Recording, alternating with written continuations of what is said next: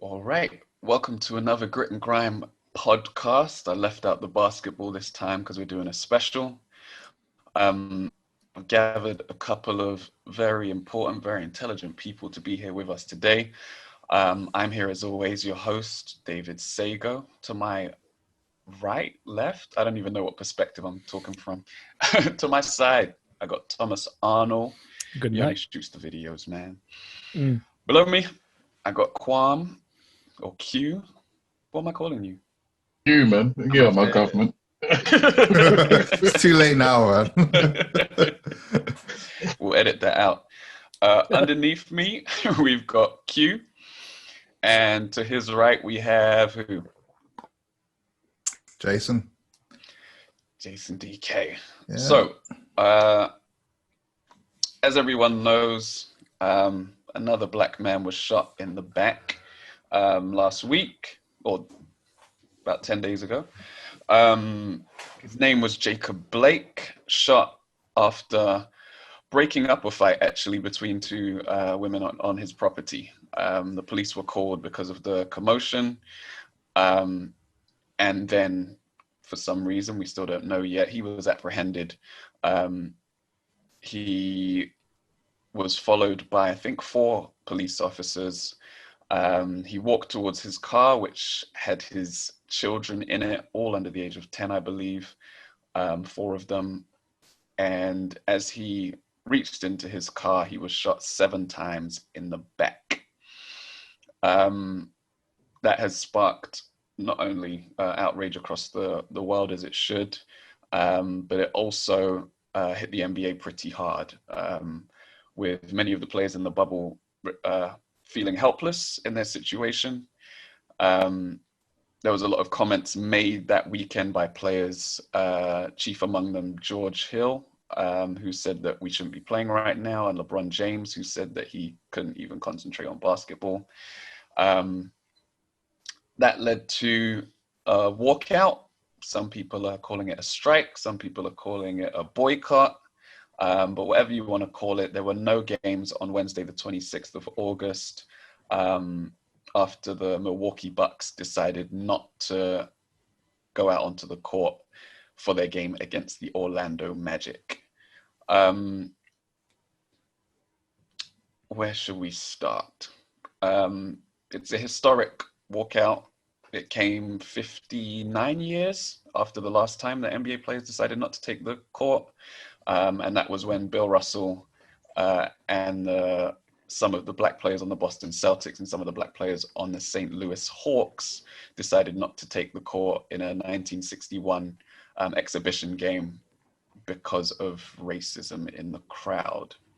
The difference this time being it wasn't just black players that chose not to take the court. Let's start on a personal note. I think it's always easier to go there. Quam, Q, my bad, where there? Q, how did you feel when you got this news? It's not anything new to us. We every couple months or every couple weeks and sometimes every few days we seem to be hearing these stories, but just on a personal level, how did you take the news of Jacob Blake's shooting? Do you know what? I think that it it's hard to it's hard to lie and say that you don't become desensitized to it. But I think like part of my coping mechanism is it's kind of so I'm not on Twitter. Mm-hmm. I don't use Facebook. I've got Instagram, but like I made the decision a couple of years ago to come on Twitter. Like I mean, I still creep every now and again, but As we all do, as we all do. but I don't actively use Twitter, and one of the reasons was because of like the political discourse that kind of exists on that, and I always like got involved in those arguments, and I think that's kind of helped me kind of step back and reduce the amount of news that I take in on these situations. And it's a shame because my mind automatically thinks that, well, oh, yeah, that is just America. That is, I expect these things to happen now, and I don't.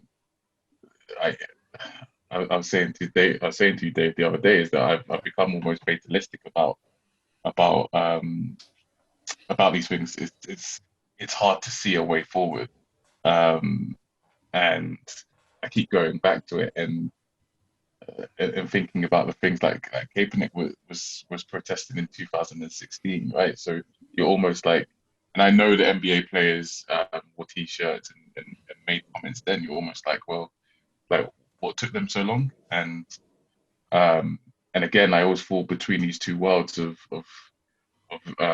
judging black celebs on saying that they should be saying more, but at the same time, I'm like, why should they be saying more? Why is it down to them? And I know some of us will experience this in our workplaces because again, the burden always falls to black people, people of color, to say and educate our peers on these issues, and it's tiring.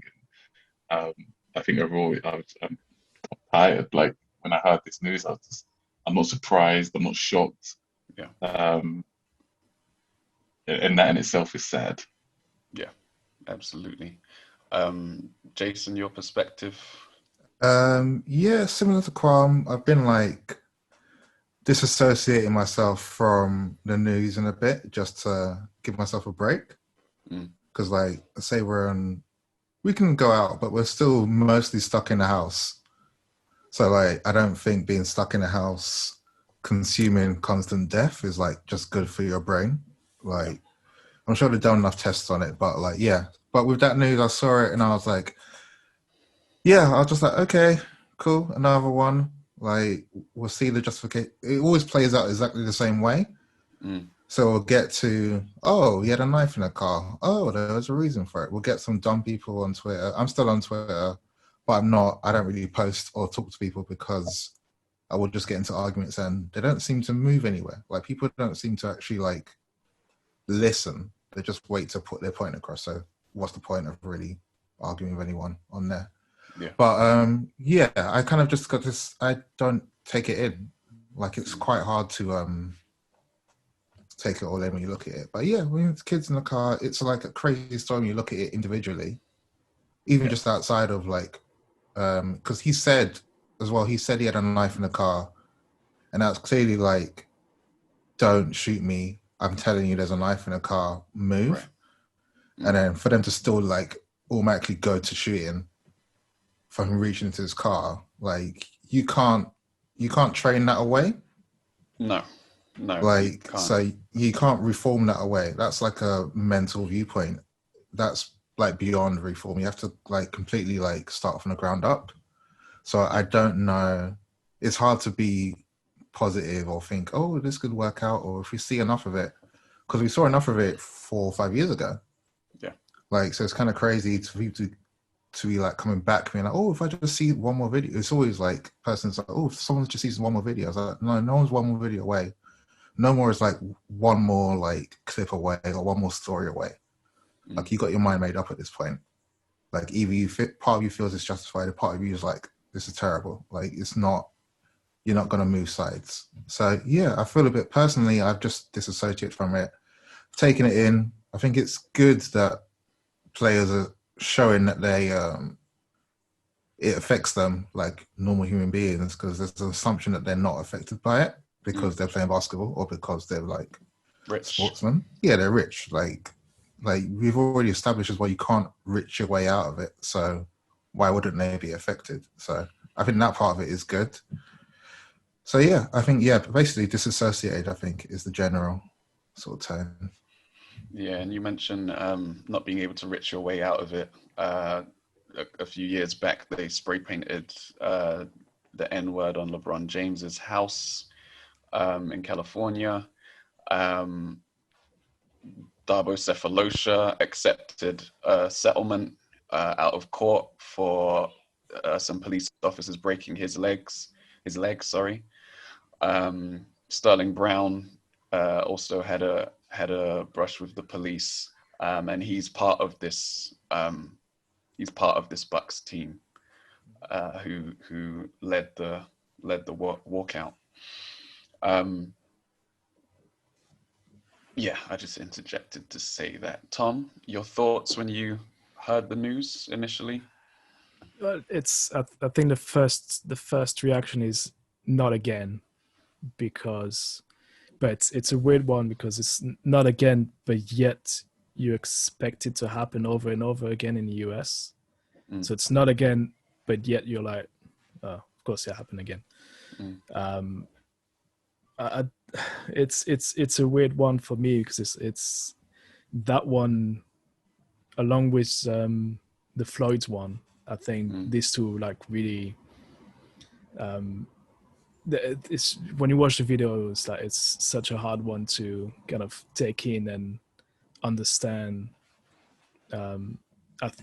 So yeah, the initial reaction was the same. I think it's just like you're fully expecting this to happen again, but then you see it happen again, and you're like, what? How? Why? It's just, and also, I felt annoyed. I think, like I am every time now,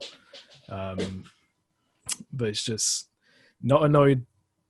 It's hard to explain this. It's that I was annoyed when I heard about it, but then that feeling of being annoyed grew into almost anger over the weekend when I started reading more about it, about the aftermath, about him being now in the hospital bed, can't use his legs anymore, so now he's going to be in a wheelchair for the rest of his life, and he was handcuffed to a freaking bed. And I'm like, so to me it's like a two-part thing, where it was like the initial story that came out and the whole knife thing, and again, people jumping on social media and jumping to conclusions before we know all the facts. That also riled me up.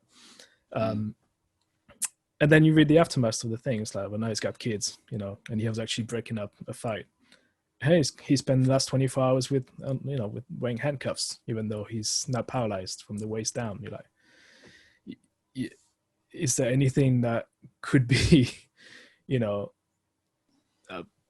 going even more wrong in that story? It's just this, you just feel helpless. I think also because it's like, because you come to expect they will happen again, over and over again. So yeah, I think that was it for me.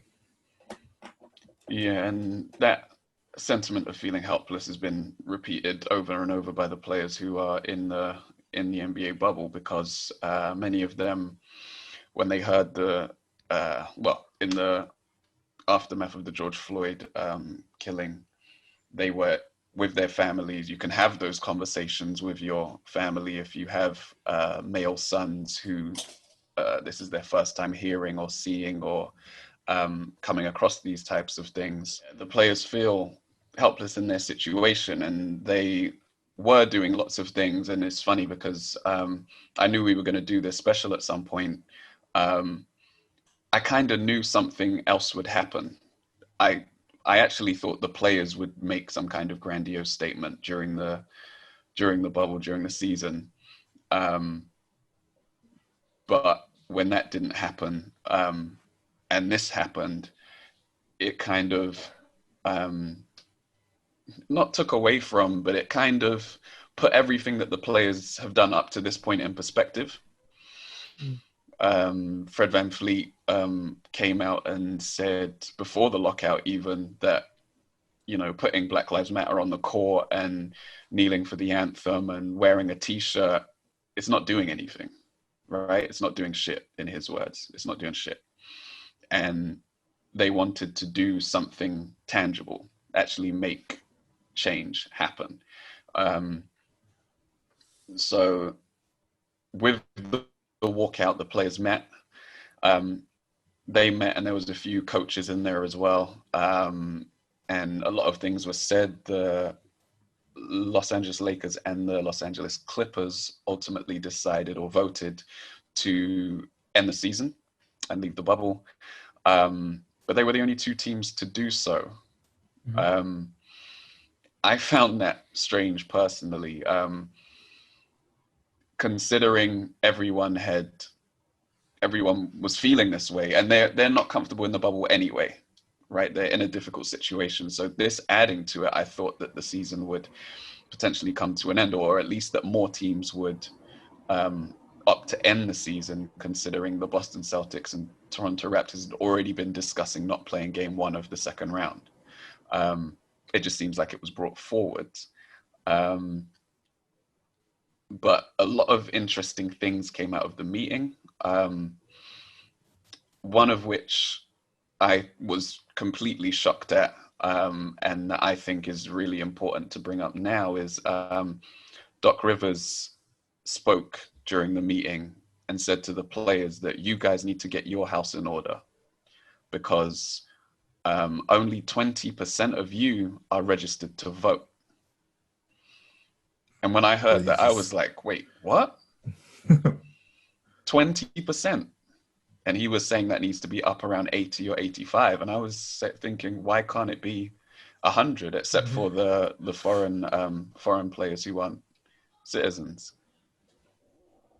And yeah, I just wanted to get your thoughts on that. If you want to start, Jason. Yeah, I didn't know that. That's insane. 20%. 20%. That's super low. Well, I mean, it's super low, but there are a bunch of rich guys. They wouldn't have normally thought it affected them. But I don't know. Even as I said that, I'm not sure, but I don't really buy that argument myself. You can't buy that argument. Come on. I don't. Yeah, I don't. I said that. I don't. That for me, that's insane. I don't know. Yeah, that's absolutely crazy. I don't know. Maybe. Oh, I don't know. Maybe because they move. Nah, I'm trying to think of an excuse. Maybe they move around. Maybe they get traded a lot. I don't know. But not everyone gets traded like once a year. So you could just re-register. It's not that hard. Yeah. So I don't. That's for me. That's kind of a really bad example to set. I think from them. I get they're like mostly younger guys, but they should really be starting with the vote before we move to. Because what's the point of these initiatives if they're not voting themselves? Like, I don't understand that part at all. Because like even getting like guys to like owners to donate, like unless it goes towards like bailout funds or voting suppression fighting systems, I don't see what use of that money is. Yeah. You know what I mean? Yeah, it's really hard to I think it's really hard to justify if they don't have like an educational grounding of why they wouldn't vote, right? So obviously there are historical, I think it was Frederick Douglass who once wrote an essay about why he wouldn't vote. And there are a lot of good arguments. Well, I don't know how I feel about these, but in terms of you look at the political system and you say, oh, you're only going to get like one of two parties. They're not truly representative of me. And where you might understand that in Britain, because you vote for your MP and you end up getting a leader of that party. Like in America, you directly vote for the president, right? So like, I guess that argument kind of falls away. The only thing I might be able to think of is that you go back to probably their lives at college and when you probably first get registered to vote, and they're probably railroaded into just thinking about sport and making money for their colleges. And obviously that's another political argument. So maybe they're actually almost discouraged from thinking about the political aspects of who they are and the money that they make. Because if you think about any other group of people that make that amount of money that they do, they back their financial power by using it politically. And it's obviously LeBron is beginning to kind of understand that with the initiative that he is kind of supporting and backing. But the only thing I can really think of in America is that the college system almost railroads these young men into focusing on their own financial gain and discourages them from using any potential power they have in that political arena. Which goes back to that Fox Sports star who told Kevin Durant to shut up and dribble, and this whole idea that sports stars, particularly black sports stars, are there to kind of entertain, and historically that has always been the way. But now it should come a time that actually these players are looking at this issue and using that to influence the future stars coming up to say, actually, we know in as much as like you might have whatever political leaning you have, we know in this society money equals power, and you can do a lot, and hopefully that will come out of it. But Doc Rivers is right. Like, you can't be out here preaching these things unless you have a full understanding of the political system. You don't even need a full understanding. Like, Yeah. I think voting is a basic right. So to not be voting and not exercising that basic right in a situation like this, where the black vote is very important, the young vote is very important, and most of them fall into both of those categories. Like, I think that is probably the reason why such a low percentage of them. There's also something, I think, culturally as well, because obviously I'm not neither from the US and from the UK, right? But so when I grew up in France, you're kind of more involved and integrated into the political discussion from a younger age. So Right. pretty much from 11, 12 years old, I'd say about 11. Wow. When you get into what here is secondary school, you get into those discussions a lot deeper. Like it's actually part of the curriculum in France to have political lessons, not every day, but I think it's like 2 or 3 hours a week. Right. And that is also,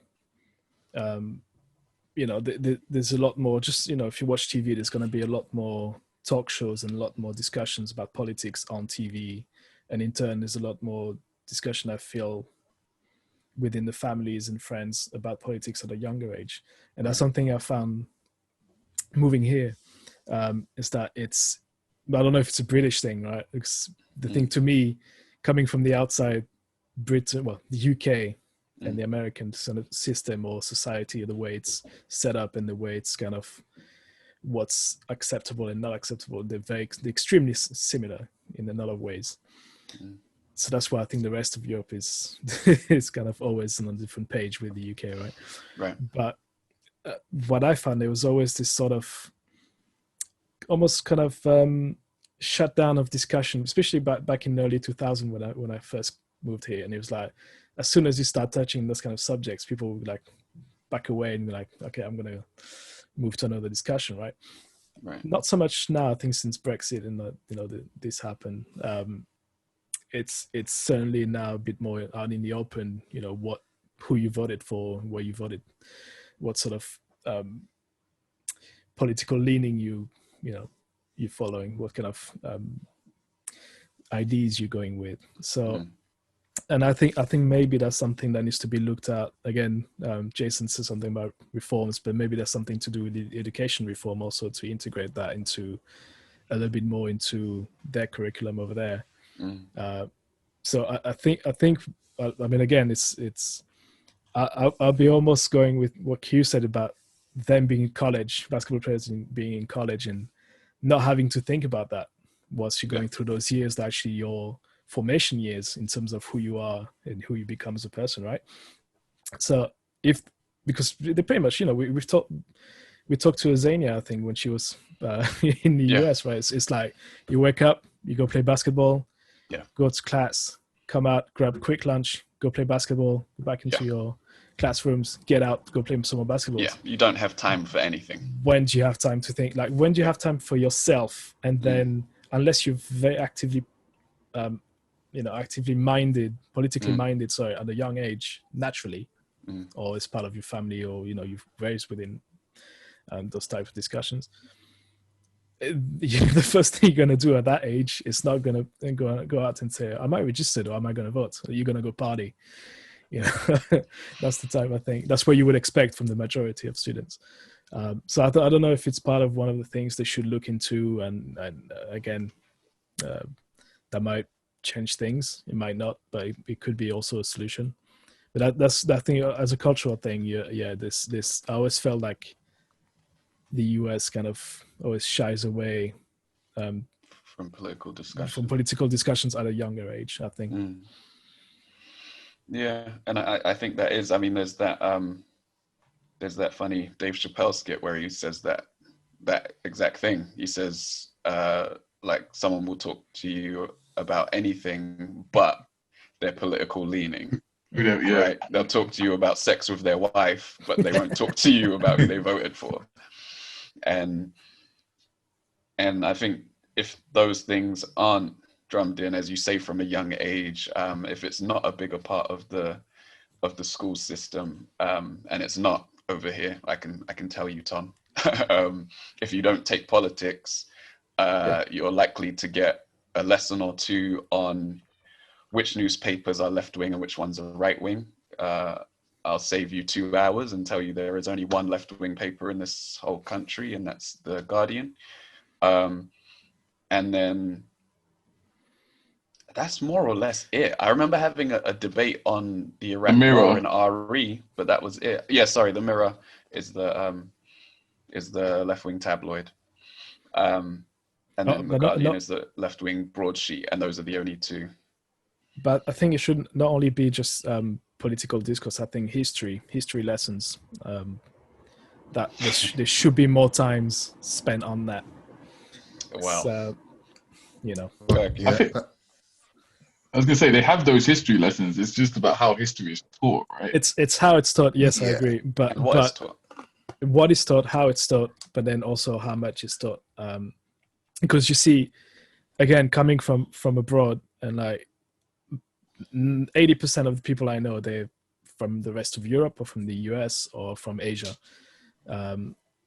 So I've got this kind of broad interaction with people, and it's like, it's funny how when you talk a little bit about history, how every single country is like concentrate on different things. It's like, actually, I don't know anything about which, okay, you can't, because it's such a big world, you can't expect to know every history of every single country and what they've done well and what they've done wrong.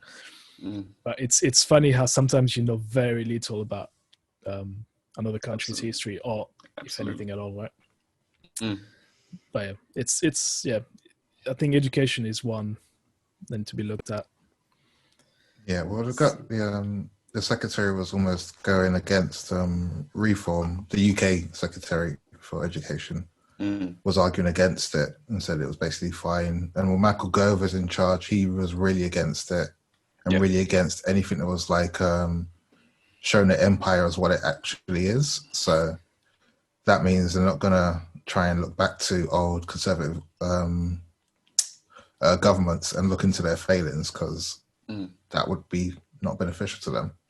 So it's very beneficial to keep them out of the loop, to keep everyone out of the loop. And the same thing with college athletes. They're very discouraged from becoming engaged. Like, it's not just like a passive thing, it's a very active thing from coaches and the system as a whole. So it's not that surprising, come to think of it, that they end up not registering, because they'll have been told, do the Jay-Z method of just earning some money and giving back to your community.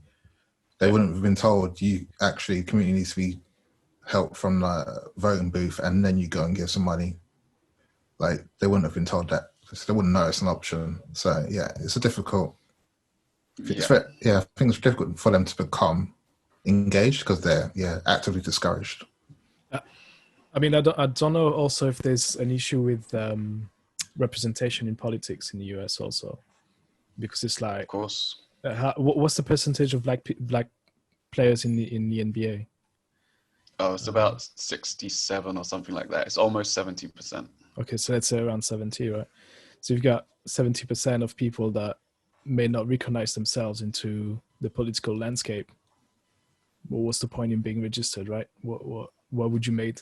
Yes, you can always be, again, politically active and involved and have a bunch of ideas, and then it doesn't really matter, right? But we talk about representation a lot with Dave, and it's like it's absolutely 100% true that it does matter. So again, if it's the same than me, it's like if you tell me like there's nobody that's got the same sort of political inspirations or that you can identify with, why would I bother? Yeah, it could be an issue. It has to become real. It would be interesting to hear why some of those players who, because the Venn diagram for them who are supporting some of the issues now and those who don't vote must be like overlapping on a series. It would be interesting to hear why some of those people don't vote. and to see whether there is any actual real reasoning behind it, or whether there is actually this problem, as we've all like mentioned now about how they kind of railroaded in college. Look, America likes to pretend that politics and sport shouldn't mix and don't mix, and yet at the same time, it will play the national anthem before every single game. It will have a Veterans Day for its army vets, But then they mixing shove the all. militaries into everything. So why can't That's it. you? So this pretense that politics and sport don't mix is absolute nonsense. Because when it's like nationalist political sentiment, like it's all, I don't even know what it was. What's the national Star Spangled Banner? Yeah. And like the worst singers singing that shit and moaning about it, right? So this idea that politics and sport don't mix, and telling college kids that just play sport and that what you're doing doesn't necessarily matter, also needs to be rid of at that level. But yeah, it is disappointing to hear that many of them aren't registered to vote. I know there are an abundant amount of problems with the political system in the US and in the UK, and it isn't representative in so many ways. But I mean, look, if you end up with Donald Trump's ruling if you don't participate. Yeah, right. Like there's only so many excuses you can make. I'm sure maybe some of them do have good excuses in terms of the candidates that are put forward and things of that nature. Some of them might even know the candidates' voting history and things like that. That's being called into question now. But at the end of the day, if you don't make a decision, then your vote was essentially a vote for the person that won, because you didn't vote against them. Well, there's a reason like voter suppression happens. It's not. It's because they know a non-vote is as good as a vote for them. Yes. Like low turnout is as good as a vote for them. So they know that, which is why they're aiming for it. So it seems, for me, it's bizarre to not look at that and think you're playing into their hands. Yeah. Like, because at the end of the day, no one looks at your non-vote with, oh, that's a high-minded non-vote instead of a low-minded non-vote. It's both just non-votes. At the end of the day, might as well. If you're going to vote. Yeah, sorry, Karen. No, I was going to say in 2016, that was literally like Donald Trump's social media tactic, right? It wasn't, oh, we're going to get African Americans out to vote. It's just, we just don't want them to vote, right? Yeah. It is a whole tactic, as you said, in their campaign. So yeah, because I mean, they found all of the Russian bot farms on Twitter after 2016, and they're popping up again now in 2020, and I'm seeing people retweet them again. I'm like, come on, like this is like the same thing. Yeah. Like it's like you're falling for the same act again. Like it's very clear, and it's probably going to come out, I don't know, 2 months after the election, that there's a lot of like bot farms again, just with the same like memes about Joe Biden or Kamala Harris or whatever. Like it's a very clear tactic, and I think people should just be a bit more aware. And then I see even if you are an NBA player and you go on Twitter for your information, it's difficult to discern things. Like even from trusted sources, I've seen sharing things that aren't true. Yeah.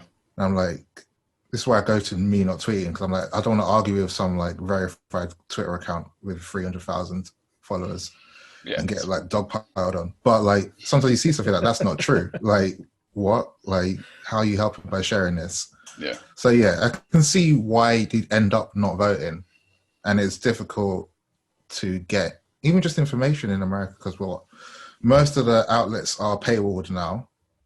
So you got places like Wall Street Journal, New York Times, who would have something useful, and it's behind a paywall. So people might not even be bothered to go for the rigmarole of finding it or signing up to everything to get all the news. Or if they're a player, they don't have much time to. So you can see how people are misinformed or like uninformed. Yeah. Yeah, it's a huge problem, and I don't think it's even talked about enough. I feel like it's become a big deal right now with everything that's going on, and with how blatant Trump has gone about it. But this has been a tactic for years and years and years and years and years. But it's just now that we've seen Trump messing with the postal system, postal service, and he's openly spoken out against parties and organizations like the NBA. Now it's evident that things are being done to prevent people from getting to the polls, prevent people from submitting postal votes. And it's just very, very blatant. You mentioned the bots, Jason. It's funny because after the NBA walkout, there was a bunch of Twitter bots which all said a variation of the same thing, and it was basically, "I'm no longer watching blah team. I'm done with the NBA. Yeah, I'm done with ... and then whatever, and then I'm never watching another game or something like that." Yeah. And it was just hundreds of the same message like posted underneath someone supporting the walkout, and and it just goes to show like how quickly these tech companies and social media companies can sway large numbers of people at the flick of a switch, because that's all a bot is. You're just flicking a switch, you're turning it on, and then it goes and does its business. And it's a really troubling time to be alive, because Lord knows what comes next. It's I think nuts. For me, it's the only upside about Trump is that his speech is so naked, you can't pretend it's something else. People still try to, but like he will say, "I'm trying to stop people voting." Like he will not be like, "Oh, this is about slow post," because people always want that out. Like the media is still looking for a tone change from Trump 4 years in. But they want it so they can be like, "Well, now he's acting presidential, so we can ignore all the stuff he's doing." They want to ignore it, like, because he's so obviously naked about it, you kind of have to confront it. So that's the only upside. And then I guess the upside about, just voter suppression in general is that if people can see it, then hopefully, because I remember when Obama was his last year, he would set up a plan against voter suppression as well. But it was treated as like a fringe thing that he was talking about, and not the big thing that it's become now. But it hasn't really changed in scope that much. People just didn't really speak about it in 2016. So I mean, we'll see. I do remember it being a big deal with it was Bush, wasn't it? Was it when he beat Al Gore? Al Gore, yeah. And the votes not being counted in, was it Florida or Atlanta? Florida, I think. Florida. Yeah, hundreds of uncounted votes. So the coming out of the meeting, the players ultimately decided to carry on the season. One of the big reasons for that is you look at the attention that the players have actually received through the walkout, and the other leagues that ended up being shut down, the MLS, the ATP and WTA tours stopped, the NHL stopped, the MLB stopped, the WNBA stopped, which goes without saying because they're the best at all of this stuff. They saw the influence that they're having, and when you compare that to the influence of the people that didn't go into the bubble, they could see a stark difference. So as much as they felt helpless, they're getting the attention that they want to get, and that they can shine a light from the bubble onto what's going on outside the bubble. A lot better if they actually continue the season and continue to make a difference that way. The Bucks wanted real change. So what they did was they got on the phone to the Attorney General of Wisconsin, and they wanted to see if they could actually have rules changed. But they ran into this issue whereby I think they spoke to they spoke to the Attorney General, and they also spoke to the Lieutenant something or other, which I can't remember now. I wish I had written it down. But the problem they ran into was that the state legislator in Wisconsin is a Republican. The Attorney General was actually a Democrat, as is the other party I mentioned. And they've actually had a police reform bill on the table for a while now. And what's happened is it's got 9 bills attached to it. There's a reform package for the police with 9 bills attached to it, which they're trying to present to the legislator, but the legislator is either ducking them and not showing up to meetings, not putting it on the table, or when he or she does, they don't actually have to vote on it. There's nothing in the system that says that just because a bill has been presented that it has to be voted on.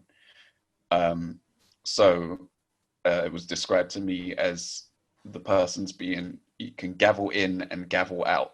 So they go in, they say what's on the agenda, they reel off the list of things, and then the legislator can choose whichever laws they want to discuss, bring whichever ones they want to vote, and any they don't even want to discuss, they can just gavel out again and say, we're done for the day.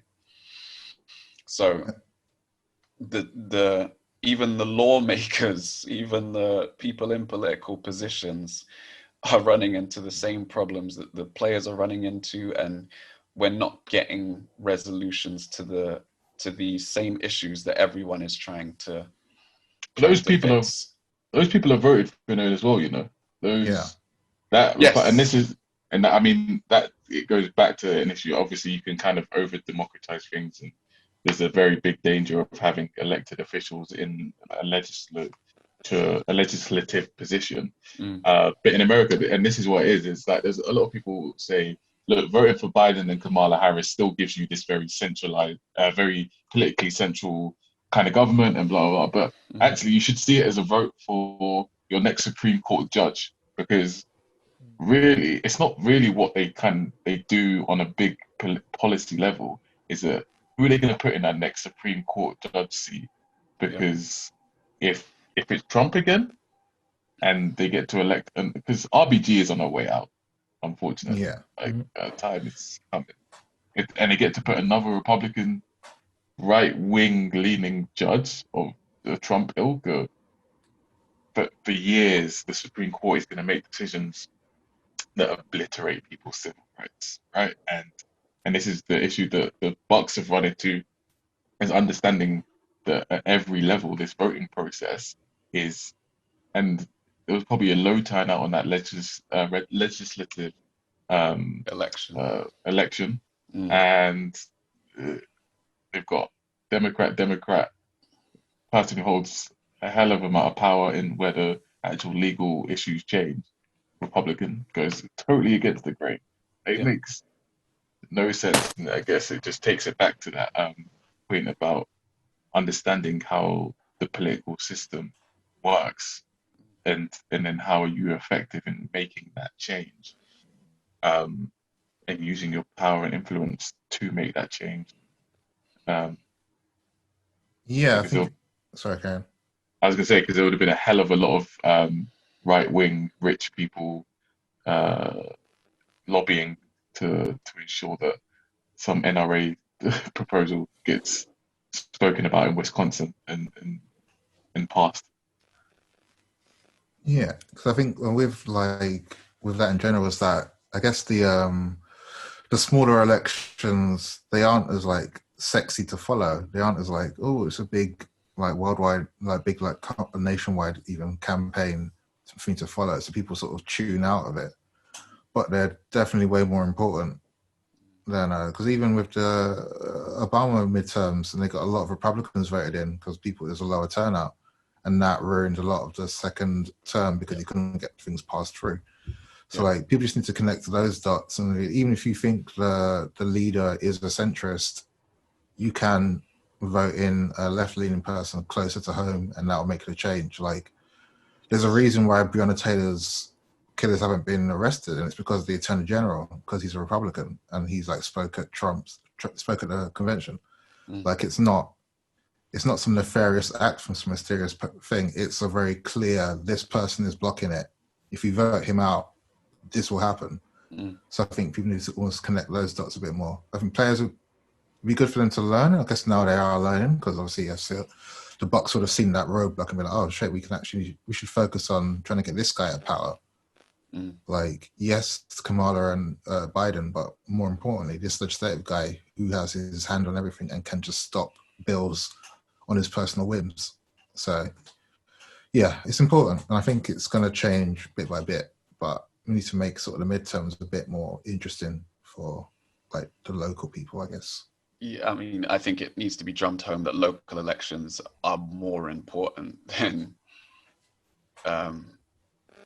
national elections, right? Than political presidential elections. It's so important, and it doesn't necessarily mean that you have to go to the town hall every week, but when those elections pop up, pay attention. That whether you're in America here or anywhere else, pay attention. I was talking to my sister the other day. We were talking about how in this country the AV vote got kind of pushed under the rug. It happened. That's AV stands for Alternative Voting System, and I think we voted on that around the time of I think it might have been just before or just after the referendum. But because obviously the powers that be wanted to make the referendum this huge thing, it was this huge thing. But the chance that we had to actually change, like first past the post in this system was passed up just because it wasn't put out there for people to actually get a grasp of what it is and what it could mean for the country going forwards.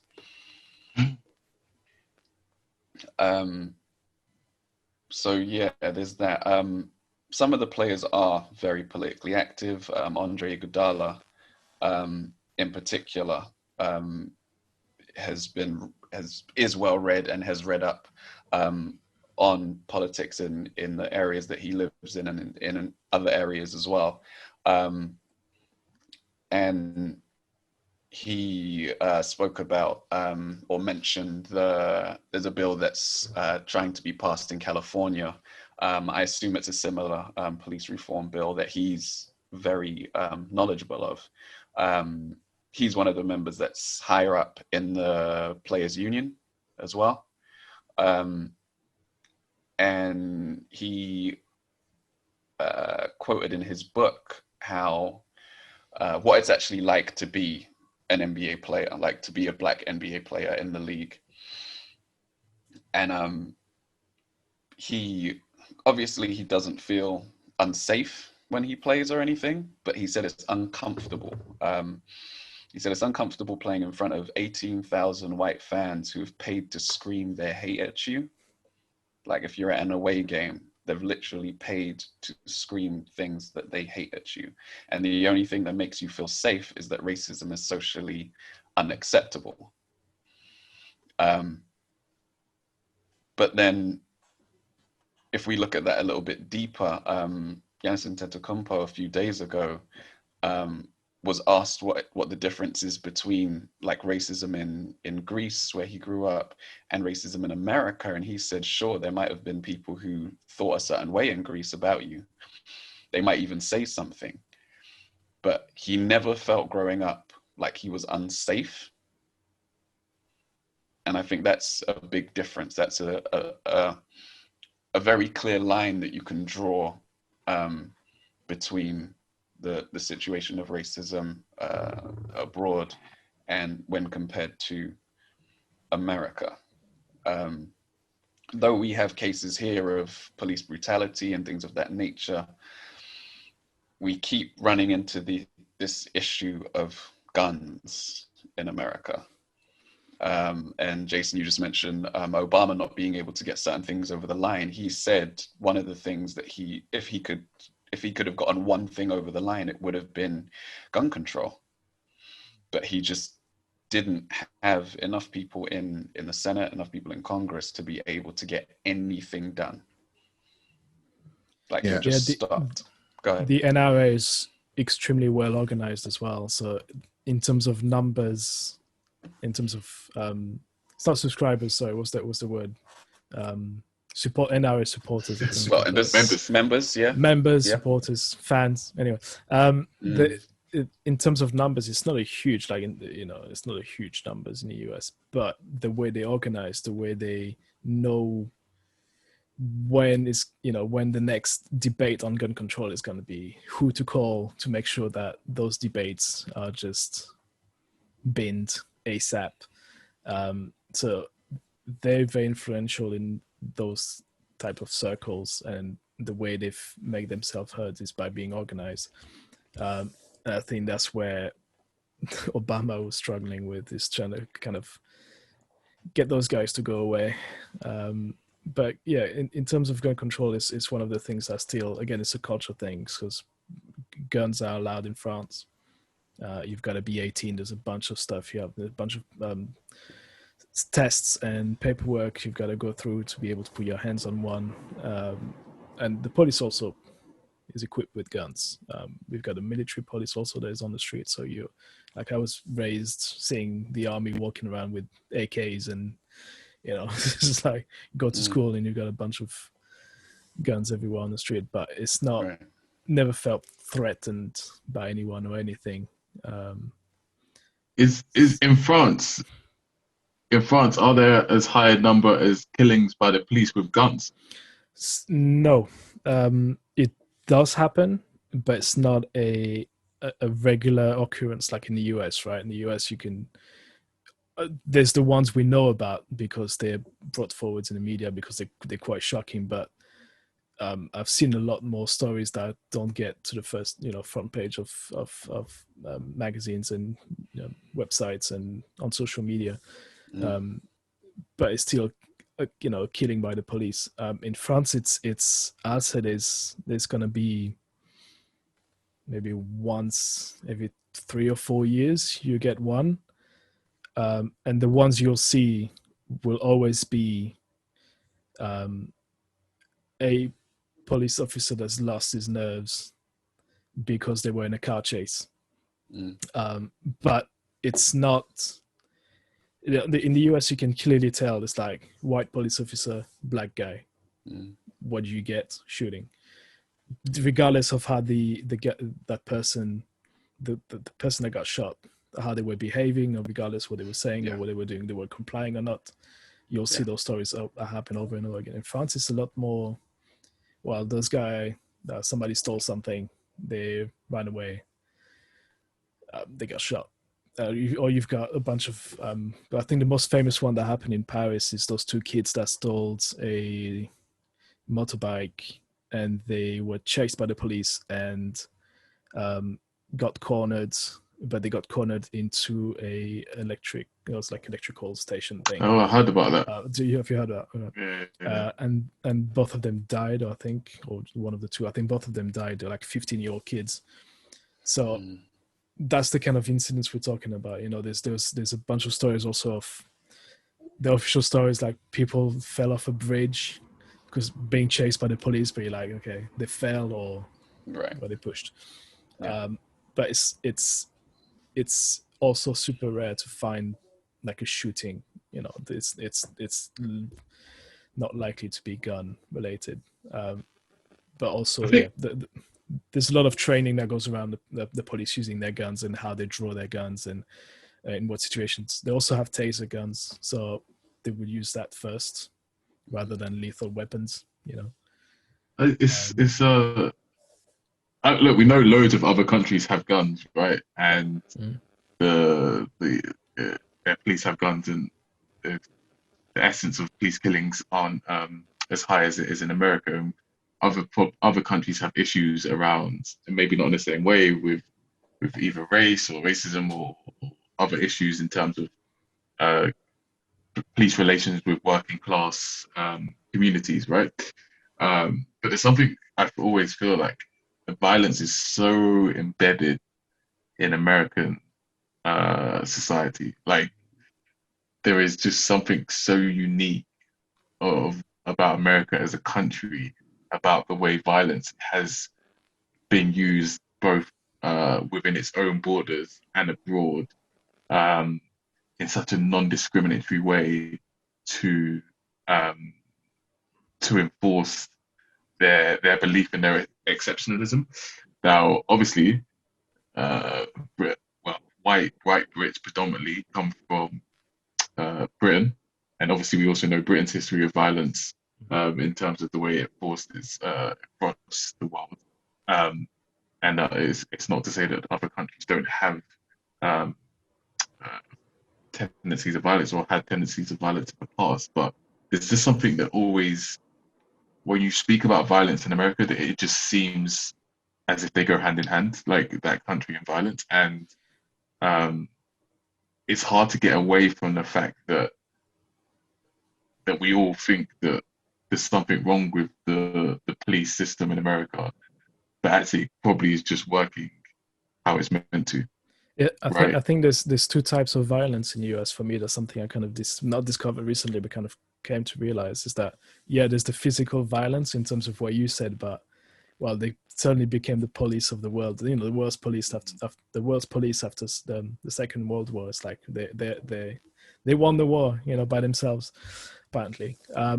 But something I was talking about with my wife the other day, I was like, actually, their society is violent, not in a physical sense, you know, in physical way only. I think it's very violent because everything that is being sold by the American, you know, the American dream, that is also to me some sort of violence, because it's like everything rests on your success, how much money you've got.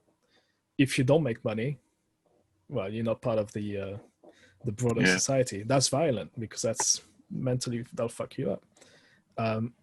Healthcare, not having that as a basic right, that's violent to me, because if you don't have money, you don't have healthcare. If you don't have healthcare, if something happens to you, you're fucked.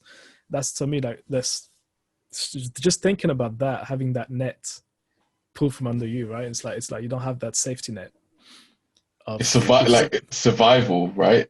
And it's survival. So if you make it, it's awesome. So if you can't, if it's not quite happened for you, you know, good luck. And that's a form of violence to me. Yeah, there's an inherent ruthlessness to their society.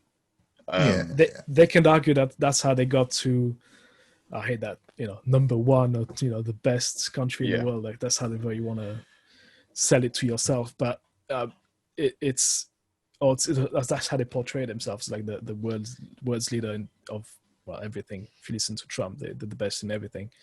But it's I think it's also a massive form of pressure, and, you know, it's violence to me. You know, I keep saying that, but I think I was watching the Titan games. This is going somewhere, but I was watching Titan games, and one of the contestants was like a policewoman, and she was like, I could not come home any day, every day I could not come home. And I was like, if that's how you approach your neighborhood, you're not approaching them as fellow people. You're approaching them as like occupied territory. Right. And like, that's how you come out with your hand on the gun immediately. If you're worried about not coming home every day, which means you're not going to be like, oh, you're right. You're going to be like, hand on the gun, ready to shoot. And that's the mentality that you see in all of these shootings. It's the same sort of like, I could not go home today in their sort of like thinking. That's the only time it actually makes sense, is when they're like, oh, this guy's going to shoot me. This guy's going to do something to me. He's got something evil on him. It's never de-escalate. It's never think about it. Yeah, and it goes into, that falls in nicely to like the stuff when you're talking about what is the purpose of the police. And obviously it's a very controversial thing in society, and you think like some of the things that have come out of these protests around BLM and discussions that are raised, and obviously there's a lot of discussion about defunding the police, or kind of getting rid of the police totally, right? And when you first hear someone say, let's abolish the police, you're like, I am mad left wing, like kind of I'll go as far to say I'm like socialist, right? But even logically, the society that I was brought up in, right? When I first hear discussions about abolishing the police, you're like, your first instance is to say, oh, but what? Who would I call in this case or this scenario, right? And then sit there, you start reading up about it and thinking about it. Is that it's, like the police are not a preventative force. Mm. No. Yeah. Like you call them after some bad shit has happened, right? Or while some bad stuff is happening. Or while some bad shit has happened, right? The neighborhoods that have the least police are the most well-funded neighborhoods. Are rich, nice areas. Mm-hmm. You go Hampstead, you don't really see police. You go Fulham, you don't really see police. The same in America, right? And you start looking at the way the police are used in America, in the UK, and then that's when you really start asking questions. But when you first hear that phrase, I always have these discussions about the left needs to understand about the society that we're in before we say messages, put messages out there. Because I think saying abolish the police, like it will never get anywhere. Never. Doesn't get you anywhere. No. The Sun, the Daily Mail pick that up. Yeah. And they run with it, and look at these people. They want to abolish police, and that's, you can't get beyond that. Yeah. So I'm always very keen for the left to kind of have more framework around these messages that they're saying. I understand the phrase abolish the police. I agree with it. And when you really start to question, I'm sure you might have listeners who will be like, "What the fuck, abolish the police? What's going on? Yeah. I'm done with grit and grind." Yeah, I mean, I'm sure they will. And the you have to really go and sort of understand certain things about the way the police operate and the way that you said why they even exist, right? They're not a preventative measure. Even if you bring up the example of, oh, well, what happens if this happens to me? The painful and difficult truth of it is something like 30% or just under 30% of crimes are ever solved by police, right? Which means that the other 70%-ish are either resolved in some way by people or they're not resolved. And that doesn't account for any kind of conflict or any kind of issue that arises without the police even needing to be called in the first place. Yeah. Right? Yeah. We can also, when you do hear abolish the police, you do think of absence. You don't think of what's gonna be in its place. Yeah. So if you were like, oh, we should reform society, you'd be like, oh, what's that look like? But if you hear abolish the police, you're like, what the fuck? You want to take away my my safeguard? Like that's what it feels like. But yeah, when I've had to call the police, they haven't done anything. Like they've just taken notes of the crime, but okay, thanks. And no, I don't hear nothing about it. So I'm like, okay. Yeah. Like, so I kind of, when I speak to people about it, I'm like, what have police actually done, really? You imagine a nightmare scenario, but for people who scenarios have actually happened to, they've not solved it. They've just come in and be like, okay, we hear you. And then they just leave. So like, but you do have to go for the positive. I think you can always build on a positive. It's hard to build on abolish. You can't build on a negative and then try and explain it because you've already turned people off.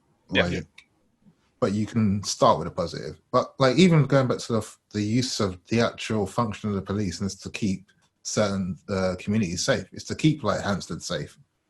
It's to keep certain people in wherever they are, so they don't come to Hampstead or Fulham. It's not even safety. It's control. It's control.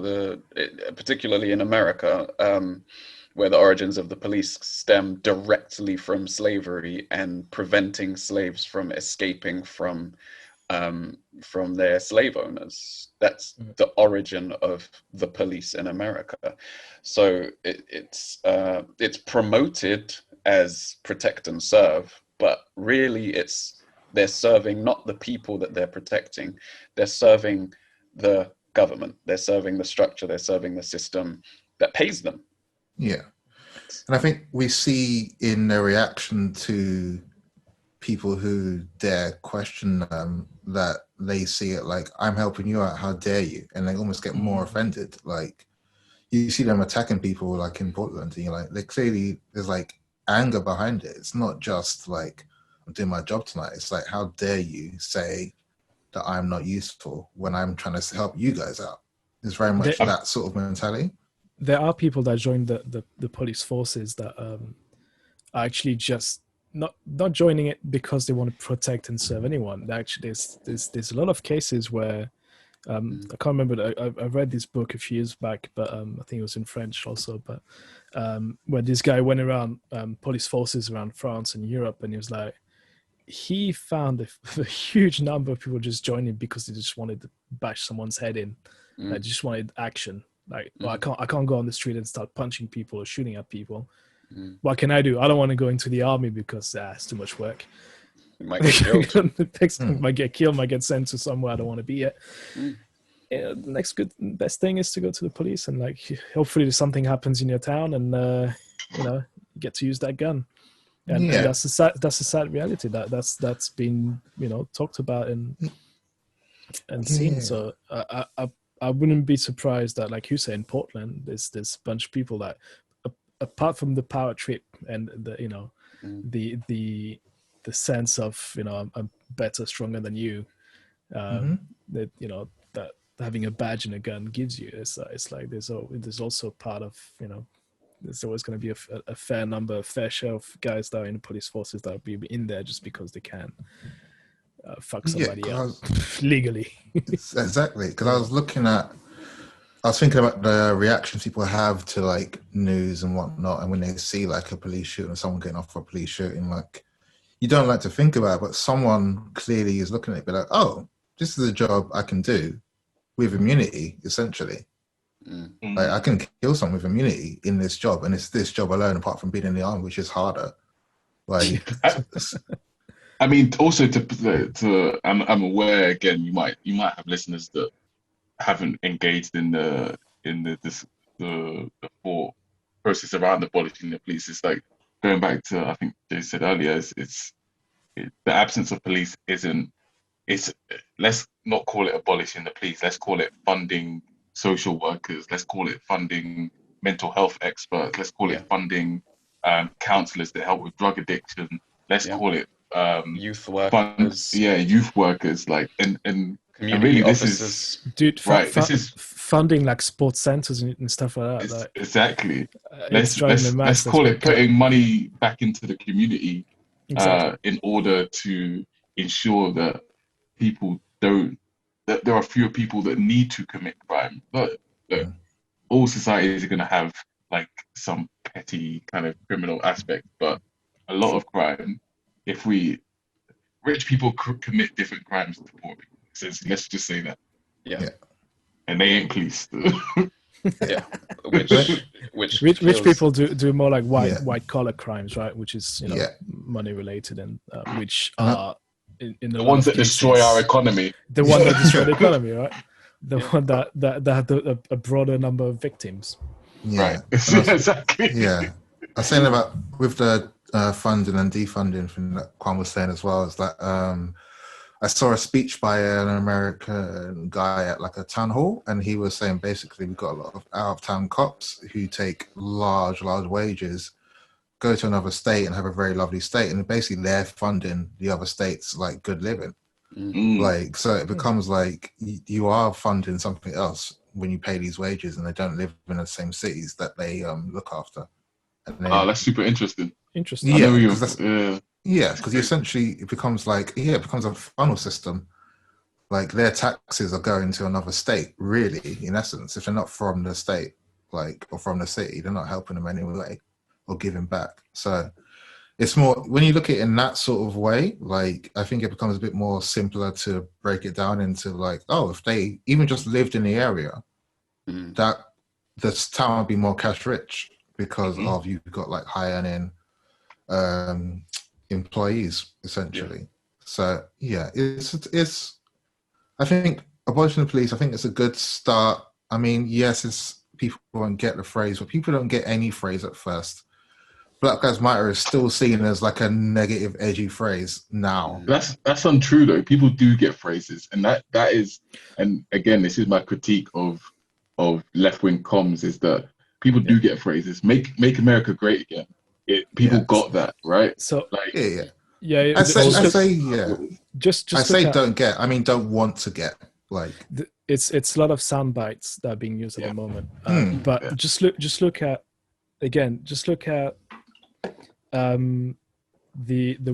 messages that were being put out by Boris Johnson with the coronavirus response, right? At the start of it, do you remember the way it was? It was like cough in your elbow, just wash your hands for 20 seconds. Yeah. Stay away from people. Like I'm just talking about communications to the public from them. Then he went to wash your hands, stay at home. And the sentences get short. Message gets more direct. And now I think there was one point where towards probably a month ago, 2 months ago, it was was it space? It's like wash hand, cover face, make space. It was wash space hands, and I was like, wait. Given a year, another year, it's going to be initials. It's like WH, and it's like what? Come December, he's just going to tell everyone to die, man. That's all he really wants. That's what he said the first time. Yeah, basically. Yeah. The plan is going to be die for prep. It is what it is. Yeah. Just to take a couple steps back, we mentioned training, and one of the things that I learned after the George Floyd killing was that the difference between all the different countries. We also mentioned how many police killings there are in different countries. When Q asked Tom about France. I don't remember all the statistics because this is a few months back, but I do remember one podcast I was listening to was comparing the number of police killings all around the world, and America has something like 400, 500, 600 times as many killings as most other countries. And I think in Germany in particular, there had been 30 police killings since 1990. And there was something like 300 in 2017 in America. And the disparity is just completely mind-boggling. Like even if you just compare 1 year to another year, but you compare 1 year to 30 years, and it's still hundreds of times, like almost 100 times more. 10 times more. That is a huge issue. And then the issue of training that was mentioned earlier. Similar to the UK, actually, in America, you just have to do it's a 10-month course, I think it is.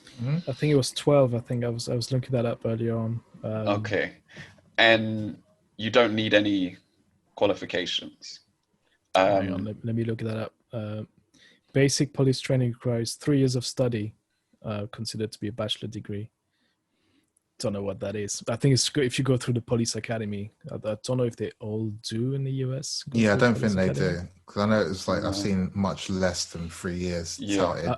I've seen somewhere like handling a situation. It was like a couple of weeks training course. You're like, should be longer than that. But their timeline is similar to ours, where you only need like 10 months to a year's training. But then there are countries where I think Denmark was one of them. I think it was Denmark. It was definitely a Scandinavian country. In Denmark, you have to do like a 4-year degree and then a year of on-the-job training on top of that before you can become a regular Bobby on the beat policeman. And that's a message that goes back a long way. I remember Kwame saying this to me more than 10 years ago, that you don't have to know the law to be a policeman. And that just shouldn't be the case anywhere, right? you should never have a case where the people that are enforcing the law can potentially have less understanding than the people that they're arresting. Yeah, that's a madness. Yeah, that's like it shows you then, isn't it? Yeah, I think that's the thing. And you see, like I was going back to what you're saying about the disparity in police killings. Like, you see the disparity in arguments against police reform when they say, "Oh, they kill white people too," and I was like, "That's also not not good." It's not good. I'm like, I'm not arguing that they should kill more white people. I'm saying they shouldn't kill anyone. Like, so you see, that's like that's the positive argument, is that they kill white people too. I was like, no, that shouldn't be like the only recourse here. So that sort of thing kind of lets you know. Let us kill each other more, and then we can talk about it. Yeah, basically. Then shut up. Yeah, that's when you know makes no sense. Almost too far gone for like reform. Yeah. If that's the main argument, is that we also kill everyone else. Like, so that sort of thing. And then we've got like reform and training is cool, but I mean, even sort of thing, you see it in cop shows.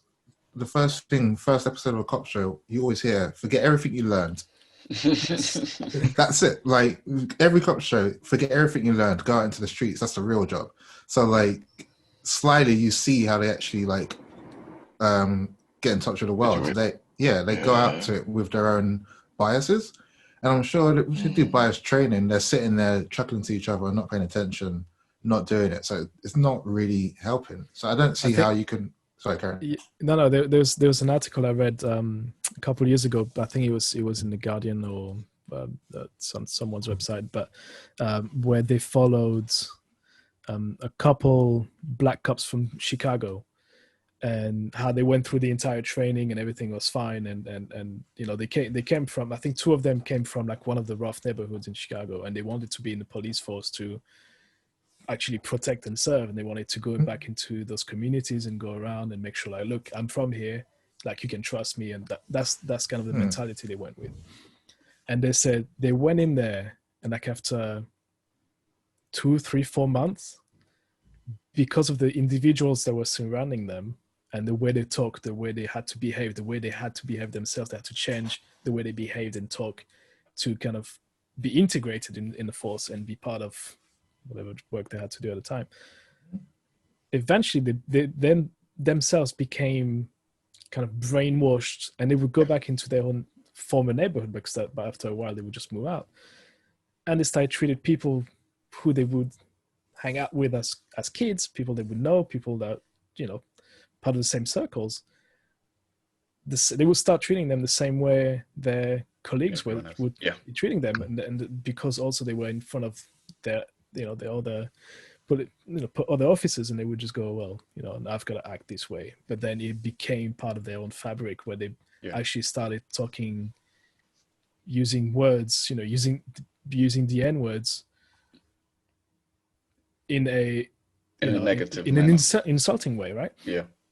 And treating people the same way their white colleagues, in that case, it was, you know, white colleagues were treating other people and stuff. And it was like, so there's, and it's not just, there's reform in training, but also I think there's reform in mentality. But that's something I think is just not in the police. You know, you see a lot of documentaries where deep, you know, inside of America is still that slave owner mentality.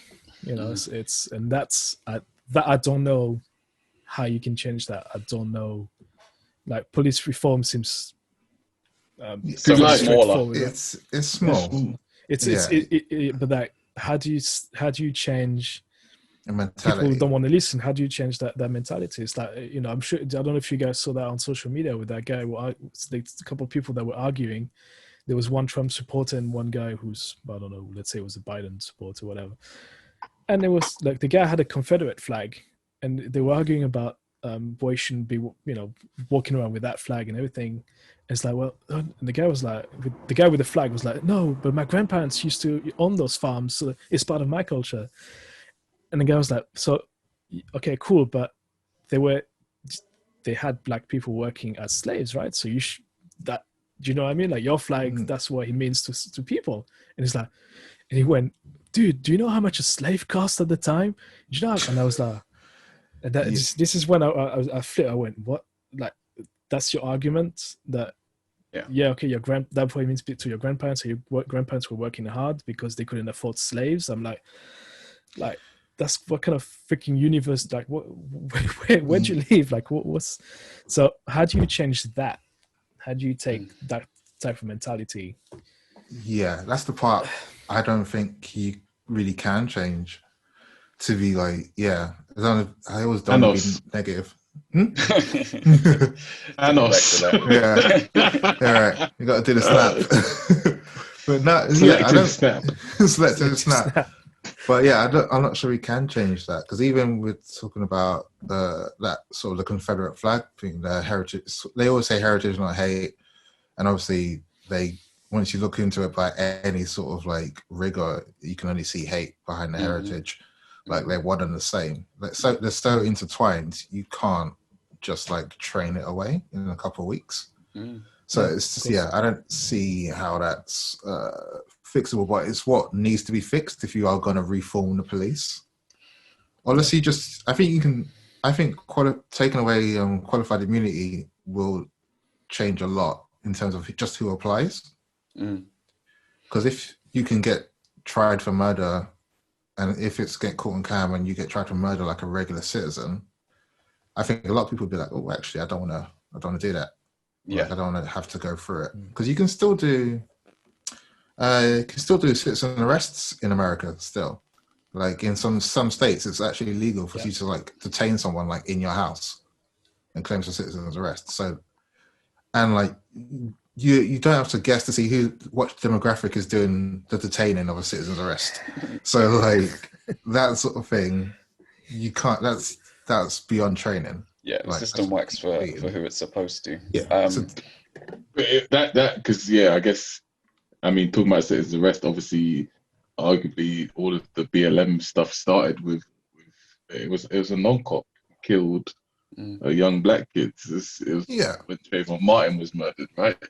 I wasn't even a cop, and it goes back to what Tom was saying. It's about mentality, and that question, I don't know. That's where I become fatalist again. I'm just like, well, I know shit. We all got to die out, man. That's like because in truth, I don't see how, like, there are many things that we can change, many things that an NBA star can influence, and one can put his money behind an education process, and we can vote for this person. But the real change, that change in mentality, where people no longer believe the stories, their history that they're told, where they are superior to other people or whatever it is they used to kind of to support those views, doesn't fall down in an election cycle, right? And so I can kind of understand why people are disengaged in that. It takes so long, and maybe we don't ever get there in our lifetimes to people fully changing their minds, I guess. I think it's almost it's obviously like, because change is slow and incremental. Obviously, when you're living it, it looks like imperceptible. Like you wouldn't see it. Like there was a lot of changes under Obama that became imperceptible because you're used to them happening, and people took them as unchangeable rights. And then Trump came in and rolled pretty much every one of them back. Yep. So like people get very used to positive change to a point of apathy. So it then could be hard to go back to sort of begging for scraps a bit almost at this point, because with the choice between like Biden and Trump does feel for a lot of people like begging for scraps. Like there's not going to be much. I disagree with that. There's not going to be much difference, but people do think that, oh, well, the whole system is fucked. I'm like, yes, it is. But if you focus on little things we can work on, then that will sort of push things along. But it always is going to be people pushing back against that. It's just making sure that they sort of don't become important or relevant. And that's the part I feel more negative about, because you do have a president who is like amping that up. You have a president who wouldn't even, basically came out in support of a mass murderer. Yeah. Like we haven't seen, that's like proper like Duarte shit. That's not, it's not something I've seen from like an American president in my lifetime. You see that's why I joined Quam like when you become almost fatalist and become like shit, you know, how do you get out? Because this used to be considered like a political suicide before. If you would come out and go, "Oh, that guy just shot 3 people," or you just, you know, drive by and, you know, it's it used to be political suicide, and now on the Trump, for some reason, it's like, oh, he said it. It's awesome. It's great. It's great. It's got the balls to say it. You know, standing up for us. Where's that come from? It's one of the things that I'm not. I try not to be fatalistic. But yeah, there's certain aspects I'm like, oh, I don't know how you're going to change that one. Certain things I'm like, oh, it's a bit lost. That's like, that part might be a bit lost. Like the discourse, no matter who wins in November in America, it's going to be like hell. Like they're emboldened. They're emboldened to a way I haven't seen them emboldened like in our lifetime. So like, yeah, and they have all the guns. So, so as much as like the left like sort of revolution, the right wing have pretty much all the guns. So yeah, I don't see how it's beatable in that term. You're gonna have to, unless you introduce like emergency gun reform, because the gun reform Obama was trying to implement was very small scale, just no assault weapons and no like 100-mile rags. Like it's not. Obama is not a leftist. Yeah, Don't get it twisted. He's very central. Yeah. It's very central, but even the reform he was trying to put forward is like you said, like no machine guns and then a background check. Background check. And he couldn't even do that. The bare minimum. Minimum. Yeah. Can we just make sure they haven't killed someone else before by gun? And then they'll is that person mentally stable? Yeah. Fuck it. And it was the mags as well, because if they've got like extended mags of like 100 bullets or whatever, stuff like that. There's no justifiable reason to have 100 bullets. You don't go hunting with 100 bullets. Yeah, I don't know what deer you're shooting down with 100 bullets. Have you guys watched the Michael Moore documentary? I can't remember which one it was, where he goes into open a bank account, and then because he opened a bank account in that bank, they gave him a rifle. Jesus, what? Like open a bank account today, we give you this rifle, and you're like, what?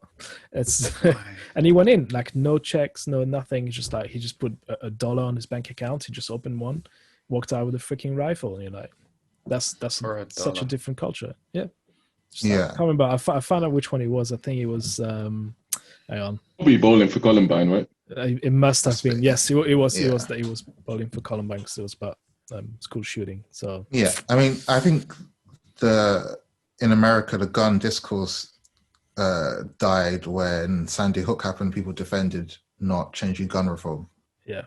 Like if you're willing to let your children die, I think that's it. There's no, you can't do anything after that.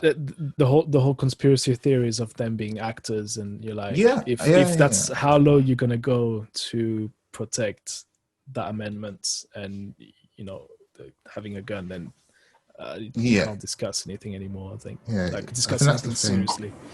Yeah, I think the argument for the status quo, which is essentially what that was, people making up like crisis actors and all of that. There's people who just want a status quo, and every other argument becomes almost pointless. What they're arguing for is status quo.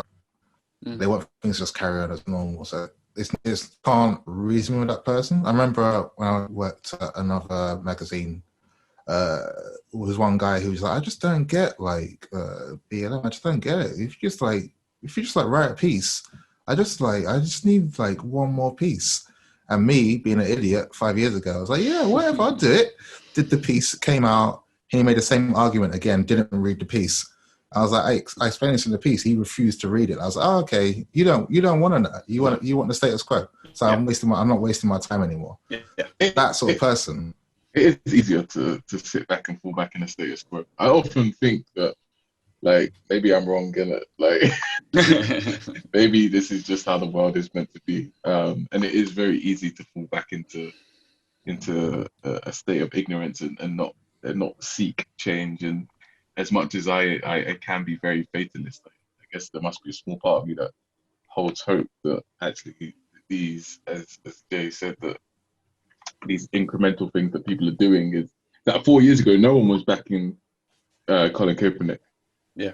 In terms of like openly willing to put their jobs on the line, apart from the WNBA, of course. But now you have If you look at the Premier League, I still think, although it's a very kind of symbolic act, I still think that the fact that the Premier League had a Black Lives Matter on the back of their shirt, and obviously anything can get lost, I think that is some form of acknowledgement. Because 4 years ago, I could never have imagined, like, football teams wearing that on the back of their shirt. Yeah, it's like it's a move forward that has become imperceptible. Like that's the sort of move forward that would never, like we're in the UK. Like the UK is 12, 25 steps behind the US when it comes to talking about like racism.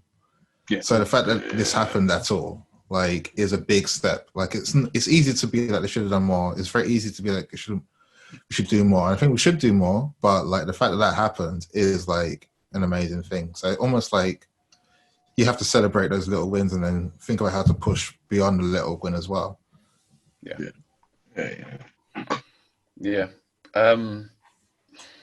I would actually love to leave it there because that's a very positive note. The fallout from the players' walkout or strike, if you want to call it that,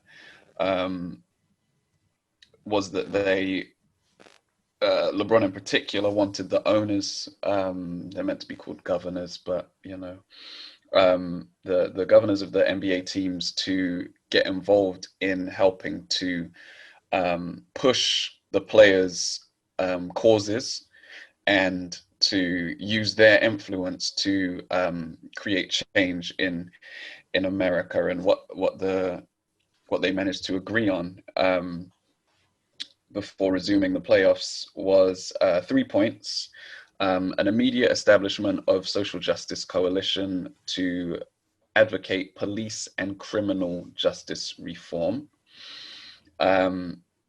for franchise-owned arenas to be used as safe voting locations in local and presidential elections, and then for adverts to be placed in remaining playoff games to promote greater engagement in forthcoming elections. So it's very voter-centric. It's very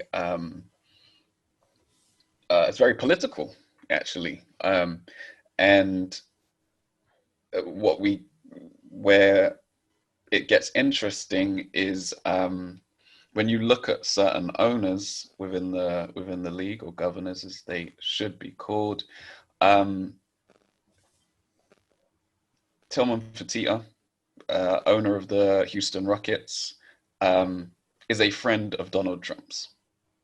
He's contributed to his campaign. Mm-hmm. They talk. They have a close relationship as high up businessmen. Also, Betty DeVos, who is a part owner of the Milwaukee Bucks, ironically enough. Yes. Not only is she a Republican, but she's the Secretary of Education. And it's one thing I just find it interesting that the owners have agreed to this, but the implications of the players forcing these kinds of changes onto them. And Anthony Davis came out and said that the players have the leverage because if they go back on it, we'll just walk out again. I find it interesting how the owners are going to navigate their own political leanings versus the players' causes, because the NBA is always going to be a predominantly black league, a predominantly left-leaning league, and anyone that has the billions that the owners have are almost always going to be right-leaning people. Yeah, I think if we look at it negatively, I think we could see maybe more like Kelly Loeffler type activity, like people using their team as like a baton to almost like virtue signal to their base. Mm. Like Betsy DeVos could easily be like, I went hard on the Bucks, look what I'm going to do, I'm so good. Like that could easily become the next thing for them to do. But considering walkouts could still happen, it's going to be a very awkward tightrope for a lot of them. Like Timothy Fertitta, it's going to be really awkward. I'm not sure this is where you see the limits of what the players can do. And also the makeup, it actually focuses the makeup on the makeup of the league, which is really good to look at the actual owners. Because people are very quick to like blame the players for I've seen a lot of people complaining about the players like playing again and how they've not done anything. But when you look at the actual owners and you see who's actually fully in charge and owns these teams, then you see what they're up against. Like they've got bosses like everyone else, and their bosses are like right leaning like pretty much everyone's like big boss typically is. So it could go left, I think, overall, like longer term, and people get involved with those teams to almost like put the boot on them a bit. And then, but also could be very good for like player power and moving things along, or making them put begrudging things in. Like, let's say, what was it, 300 million? And like, was it for the league, the amount for social justice initiatives? Yeah. When you look at how much, when we look at how much Steve Ballmer's worth, that is the equivalent of him giving like £10. Like, it's not. That's nothing to him. Like, he's multi-billionaire. Yeah. Like another tenner on it. Yeah, basically. And that's one owner. That's one owner. Yeah, one owner out of 30. Yeah. Like if he wanted to actually make deep change, he could afford to. Like, he bought the team stupidly overpriced in cash, stupidly overpriced because he could, and because he just wanted to have a team. Like, it wasn't because he was like he just liked basketball. Yeah. GSW owner, yeah. No. No. Clippers. Yeah, Clippers. Yeah, Clippers. Yeah, the Microsoft guy. Yeah, Microsoft guy. Yeah. Bought an arena. He hasn't even used yet, just because. Like, so like you look at the money he's spending on stuff he wants compared to the money they've been forced to spend as a thing. It's like a drop in the ocean. Yeah. So look, we got a long playoffs, man. Let's see what happens. Yeah, we'll see. But yeah, I think obviously when you look at the amount of money that could be used, it's a good start. It's a nice, good base. But I think it gets a bit seductive. People use Kaepernick in the way people used Ali before. It gets very easy to be like, why don't you just give up your whole career? Like, people want that martyr without looking into how that person's going to support, like, survive the family there, because it's never just them. If they're earning millions, their whole family's after, like, has got hands in that money. The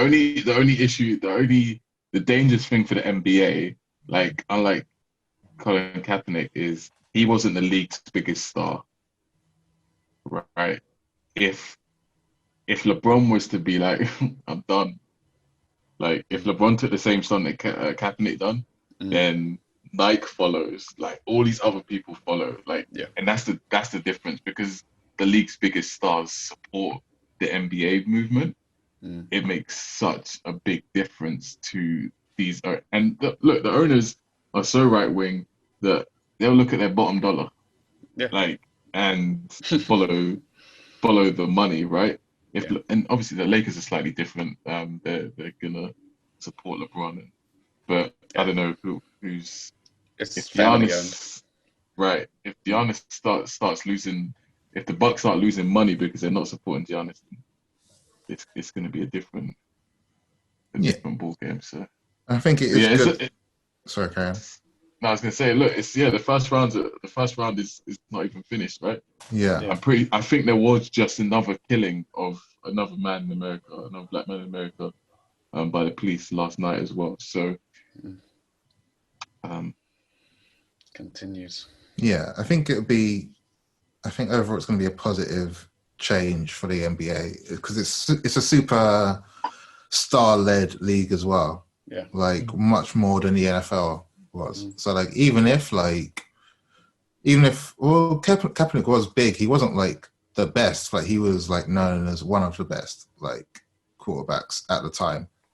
So like, but even that, the ratings survived. It wasn't like, if it's like the Bucks without Giannis, people are not going to tune in as much. Like, people are still waiting to see Zion play. He's played 23 games. People are still like, I'm going to tune in every time he plays. Yeah. Like, it's so star-led, much more than the NFL. By design, because the NFL do not want people stepping above the parapet.